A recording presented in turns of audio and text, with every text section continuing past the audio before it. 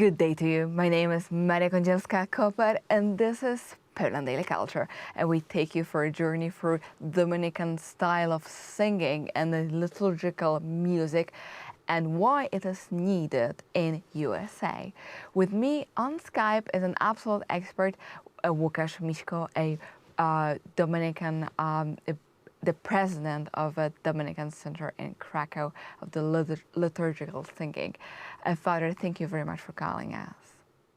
Thank you for inviting me.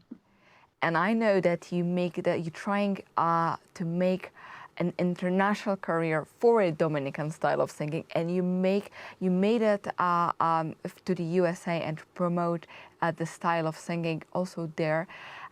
Tell me, do the Americans need this way of liturgical singing, which is so popular, for example, in Krakow, and why? Well, my experience with the church in the United States is a very narrow one, I would say, because I always work with college students. I spent 10 years in America working with university students, alumni, and university parishes. This is not big city parishes or big suburban parishes. It's rather small communities of people who, going through their studies, were asking big questions about God and church and the way to practice the faith and the way the faith may or may not be a matter of reason or heart, feelings, or just brains. And so that was a very interesting university chaplaincy environment. And as a musician, I would often say, you know what, you have those big questions going through college, questioning the faith you were raised with. That's normal. That's good. It has to be your faith, right? So before we answer those questions on the level of your mind, let's experience how we can pray, how we can approach God through the sacraments, through those sacred signs that the church has had for centuries. And part of that is music. So we would create beautiful liturgies. And that was not a way to avoid big questions, but rather to put those intellectual questions about the faith in the proper context. So first we experience God's speaking to us at Mass, right? That's what Catholics believe. Well, Mass and the sacraments are the unique places where God wants to speak with his beauty, with his gentleness, with his kind, gentle presence. And when you are sort of attracted to it, you feel like you belong through music, through beautiful architecture, through beautiful vestments and candles and incense. You feel like, okay, I want to be in this place, you know. It touches something good in me. Then those intellectual questions about the tenets of the faith are asked in a different way. You ask from within and not from without. So I would say that's my experience, you know, giving people this beautiful music as a kind of gateway, you know, to the world of theology and philosophy.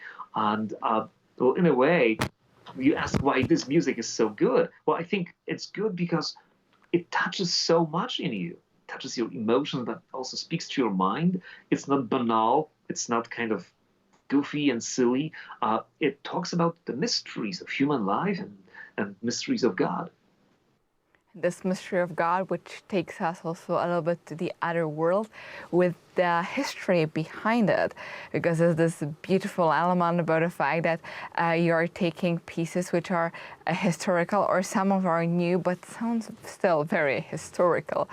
Looking at the perspective of the history, I mentioned you've taught students in USA of this traditional way of Dominican singing.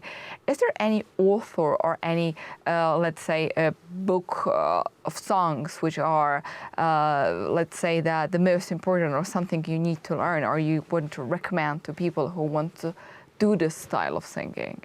Yes, well, here in Poland, we have published 2 volumes of the Dominican hymnal.